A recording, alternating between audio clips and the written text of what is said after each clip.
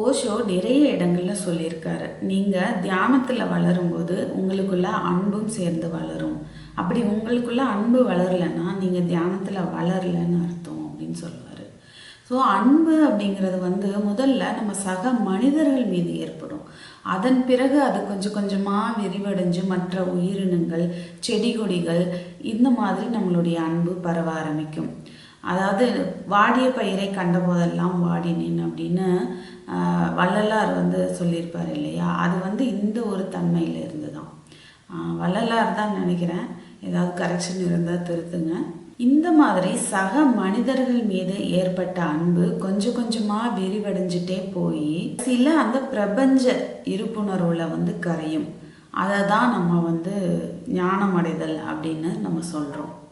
அது என்ன அன்பு பிரபஞ்ச இருப்புணர்வில் கரைகிறது அப்படின்னா, அன்பு அப்படின்னாலே கரைதல் தான். அன்பு அப்படின்னா அது தான் நேசிக்கிற ஒன்றில் தன்னை கரைச்சிக்க தயாராக இருக்கும். தான் நேசிக்கிறவங்க கிட்ட தன்னை தொலைக்க அது தயாராக இருக்கும். அதுதான் அன்பு, உண்மையான அன்பு அப்படிங்கிறது. அந்த மாதிரி கொஞ்சம் கொஞ்சமாக அது விரிவடைஞ்சிட்டே போய் அந்த பிரபஞ்சத்தோட அது கரைகிறது தான்.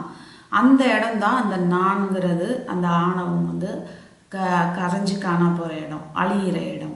இந்த மாதிரி மனிதர்கள்கிட்ட ஏற்படுற அந்த அன்பு தான் கடைசியில் உருவமற்றதில் போய் கரையும்.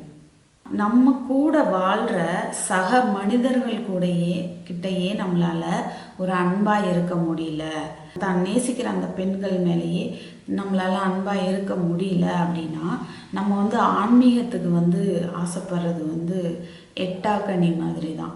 ஏன்னா பெண்களை போகப்பொருளாக பார்ப்பவன் இல்லை நினைக்கிறவன் கூட அந்த மேன்மையான விஷயத்துக்கிட்ட நெருங்கி கூட போக முடியாது.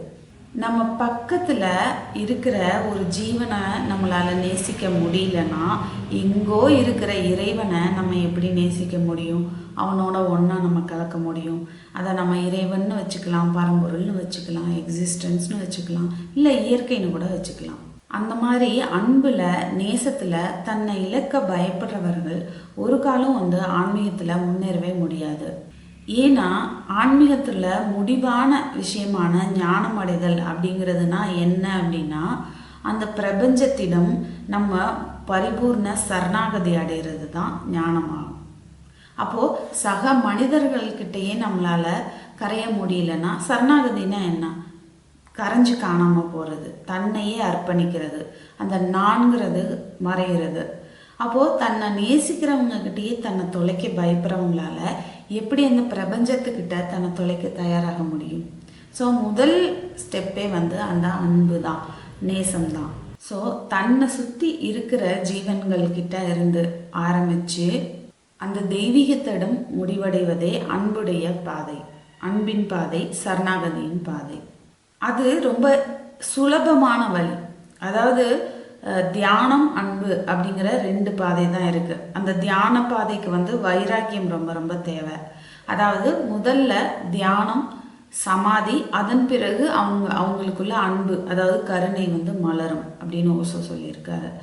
அன்பின் பாதை, அதாவது சரணாகதி பாதை, பக்தியின் பாதை, அவங்களுக்கு முதல்ல அந்த அன்பு, கருணை, அதன் பிறகு தான் தியானம், கடைசி ஸ்டேஜ் சமாதி அப்படின்னு ஓஷோ சொல்லியிருக்காரு. இப்போ ராமகிருஷ்ணர் பார்த்தீங்கன்னா காளிகிட்ட மிகப்பெரிய ஒரு பக்தி கொண்டிருந்தவர். அதே போல் மீரா பார்த்தீங்கன்னா கண்ணனை ஒரு காதலனாக நினச்சி கண்ணனோட கரைஞ்சி காணா போனவங்க. அப்போ இந்த இந்த பாவனைகள்லையே பார்த்தீங்கன்னா நம்ம கடவுளையோ அல்லது நம்ம குருவையோ காதலனாக நினைக்கலாம், தகப்பனா, அதாவது தாயாவோ தகப்பனாவோ நினைக்கலாம், கடவுளாக நினைக்கலாம், நண்பனாக நினைக்கலாம். நம்ம 63 நாயன்மார்களில் கூட அதுக்கு அந்த 4 நாயன்மார்களை முக்கியமாக உதாரணமாக சொல்லுவாங்க. அந்த தாசமார்கள், அந்த பாவனை, இப்போ நான் சொன்னேன் இல்லையா, அந்த பாவனைன்னு இதில் சுந்தரர் சிவபெருமான நண்பனாக பாவிச்சார். அப்பர் திருநாவுக்கரசர் அடியானா அடியவனா சிவபெருமான் கோயில்களுக்கு சேவை செஞ்சார். ஞானசம்பந்தர் அவர் சிவபெருமானை தகப்பனா நினைச்சாரு. மாணிக்க வாசகர் சிவபெருமான காதலனா நினைச்சாரு. இந்த மாதிரி எந்த பாவனை நம்ம எடுக்கிறோம் அப்படிங்கிறது வந்து அதை பொறுத்து அது வந்து இயல்பாகவே ஒருத்தங்களுக்கு வரணும்.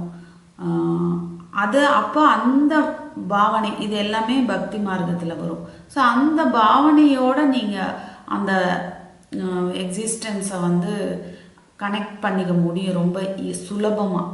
இப்போ எனக்கு வந்து பார்த்திங்கன்னா என்னோடய மாஸ்டர் வந்து ஓஷோ. ஸோ நான் அவர் கூட ஒரு பக்தி பூர்வமாக தான் கனெக்ட் ஆகிறேன். ஆனால் அவருடைய பாதையில் வந்து பார்த்திங்கன்னா இந்த யோகங்கள் 4மே நமக்கு சாத்தியமாகும். கர்மயோகம் அதாவது செயல் மூலமாக அந்த ஒரு இதுக்கு போகிறது டீப் ஸ்டேட், அதாவது அதுதான் கர்மயோகம்னு சொல்லுவாங்க. இப்போ வந்து பார்த்திங்கன்னா நீங்கள் அதில் வந்து ஓஷோ ஒர்க்குன்னு இருக்குது. நீங்கள் அந்த விஷயங்களை வந்து ஷேர் பண்ணுறதுக்காக வேலை செய்கிறது, இல்லை ஒவ்வொரு கம்யூன்லேயும் பார்த்தீங்கன்னா ஓஷோ ஒர்க்கிங் மெடிடேஷன் கொடுப்பாங்க. அது வந்து பார்த்திங்கன்னா கர்மயோகத்தோட தொடர்புடையது. அடுத்தது பக்தி, அதாவது அன்பு. அது வந்து வழக்கமாக கண்டிப்பாக எல்லாருக்குமே அவங்கவுங்க குரு மேலே ஒரு மிகப்பெரிய ஒரு பக்தியும் அன்பும் இருக்கும். அது 2வது பக்தி யோகம், அதுவும் ஃபுல்ஃபில் ஆகுதா. ராஜயோகம் அப்படின்னா தியானம் யுக்திகள். ஓஷோவில் ஏகப்பட்ட யுக்திகள் இருக்குது. அப்போது அதுவும் வந்து நம்ம செய்கிறோம், அதுவும் கவர் ஆகிடுதா. அடுத்தது ஞான யோகம் அப்படிங்கிறது இந்த கர்மயோகம், பக்தி யோகம், ராஜயோகம் இது 3ஐயும் நீங்கள் செய்யும்போது ஆட்டோமேட்டிக்காக ஒரு கட்டத்தில் இதை இடைவிடாமல் தொடர்ந்து செஞ்சுட்டு வரும்போது அந்த கனெக்ஷன் இருக்கும்போது ஆட்டோமேட்டிக்காக ஞான யோகம் வந்து உங்களுக்கு கடைசியாக வாய்க்கும். அதாவது எல்லா விஷயங்களை பற்றின அந்த ஞானத்தையும் அந்த பிரபஞ்சம் வந்து நமக்கு கொடுக்கும். பொதுவாக மற்ற எனக்கு தெரிஞ்ச வரைக்கும் நான் சொல்வேன், மற்ற மரபுகளில் வந்து இதில் ஏதாவது ஒரு யோகத்தை ஃபாலோ பண்ணி போகிற மாதிரி இருக்கும். ஆனால் எனக்கு தெரிஞ்ச ஓஷோவில் இந்த 4 யோகங்களுமே உங்களுக்கு கைகூடும். என்னை பொறுத்த வரைக்கும் பக்தி மார்க்கம் வந்து சுலபமான வழி. இதில் என்ன அப்படின்னா ரொம்ப இயற்கையிலே எமோஷ்னலாக ஆகிறவங்களுக்கும் ரொம்ப அன்பானவங்களுக்கும் பக்தி யோகம் ஈஸியாக கைகூடும். இப்போது நம்மாழ்வாரை எடுத்துட்டிங்கன்னா அவர் வந்து கர்மயோகி. உண்மையாக நான் இது வந்து எந்தெந்த இடத்துலலாம் வாய்ப்பு கிடைக்குதோ அந்த இடத்துலலாம் நான் வந்து அதை ரொம்ப சந்தோஷமாகவும் தைரியமாகவும் சொல்லுவேன். ஏன்னா அவருடைய வாழ்க்கையை பார்த்தீங்கன்னா அவர் அந்த கர்மயோகம் அந்த மக்களுக்காக சேவை செய்ய எந்த ஒரு எதிர்பார்ப்புமே இல்லாமல் மக்களுக்காக ஒரு சேவை செய்கிறதுக்காகவே தன்னுடைய முழு வாழ்க்கையும் அர்ப்பணித்தவர். அவர் வந்து ஒரு மிகப்பெரிய கர்மயோகி. கண்டிப்பாக அவர் வந்து ஞான நிலை அடைஞ்சவர் தான், அதில் எந்த ஒரு சந்தேகமும் இல்லை. ஆனால் அவர் அதை வந்து அந்த மாதிரி வெளிப்படுத்திக்காமல் அந்த கர்மயோகத்திலேயே கடைசி வரைக்கும் இருந்து அந்த முக்தி நிலையை அடைஞ்சிட்டாரு. இப்போது ரமணர்லாம் பார்த்தீங்கன்னா ரொம்ப வைராக்கியத்தின் பாதை, தியானத்தின் பாதை அவருடையது. அதனால தான் 14 வயசுலேயே அவ்வளோ வைராக்கியமாக வீட்டை விட்டு வெளியே வந்தவர் திரும்ப வீட்டுக்கு போகவே இல்லை. அப்போது அவருடைய பாதை வந்து வைராக்கியத்தின் பாதை. ஆனால் கடைசியில் அவர்கிட்ட மலர்ந்தது வந்து மிகப்பெரிய கருணை. நீங்கள் அவருடைய கண்களை பாருங்கள், அந்த கருணை வந்து அந்த கண்களில் பொங்கி பெருகும். அதை வந்து நல்லாவே உணர முடியும். இப்போ வந்து ஓஷோ சொல்லுவார், இப்போது என்கிட்ட வர மக்கள் வந்து கொஞ்சம் கன்ஃபியூஸ் ஆயிடுறாங்க. ஏன்னா என்னோட இதில் வந்து தியானமும் இருக்கும், அதே சமயம் அன்பு அந்த பக்தியும் இருக்கும். என்னோட இதில் தியானம் சார்ந்த யுக்திகள் அதுவும் இந்த ஒரு பக்கம் நடக்கும், இன்னொரு பக்கம் பஜன்ஸும் நடக்கும். அதாவது ஆடல் பாடல் இந்த விஷயங்களும் என்னுடைய இதில் வந்து நடக்கும், என்னோட கம்யூனில் வந்து நடக்கும். என்னுடைய மக்கள் 2ஐயுமே வாழ்வாங்க. அதனால் ஏதாவது ஒரு விஷயத்தை தேடி இங்கே வரவங்க கொஞ்சம் கன்ஃபியூஸ் ஆயிடுவாங்க. ஆனால் என்னோட இதில் 2மே நடக்கும். ஒரு பக்கம் தியானம், இன்னொரு பக்கம் அந்த பக்தி, அதாவது அந்த ஆடல் பாடல் எல்லாமே. ஆமாம், அது வந்து உண்மைதான். என்னன்னா ஓஷோ அதில் பார்த்திங்கன்னா தியான யுக்திகளும் அவ்வளோதான் இருக்கும், அதோட மியூசிக்கு ப்ளஸ் டான்ஸு செலிப்ரேஷனோட சேர்த்து தான் அவருடைய தியான யுக்திகள் இருக்கும். ஓஷோ கிட்ட தாருமா, அதாவது தாரான்னு ஒருத்தவங்க ஓஷோ சன்னியாசி அவங்க இருந்தாங்க. அவங்க வந்து நிறைய பஜன்ஸ் வந்து பாடுவாங்க. ஓஷோவுக்கு அது ரொம்ப பிடிக்கும், ரொம்ப ரசித்து கேட்பார். அப்போ ஓஷோ அவங்கள பற்றி சொல்லும்போது தாரு வந்து அவளுடைய இருப்பில் இருந்து பாடுறா, ஆனால் அவளுக்கு அதை பற்றின கான்சியஸ் இல்லை அப்படின்னு சொல்லுவார். அவங்க அந்த புத்தம் சரணம் கச்சாமி எல்லாம் அவ்வளோ ஒரு ஆழமான ஒரு உங்களுடைய குரலில் வந்து அவங்க சொல்லியிருப்பாங்க. அதை கேட்கும்போதே, அதை சொல்லும்போதே நமக்கு வந்து அந்த ஒரு மிகப்பெரிய தியானத்தன்மைக்குள்ளே நம்ம போவோம். அந்த மாதிரி ஓஷோக்கிட்ட நிறைய பேர் இருந்தாங்க. அவங்கள பற்றியும் இன்னும் அடுத்தடுத்து வர வீடியோக்களில் பார்க்கலாம். நன்றி.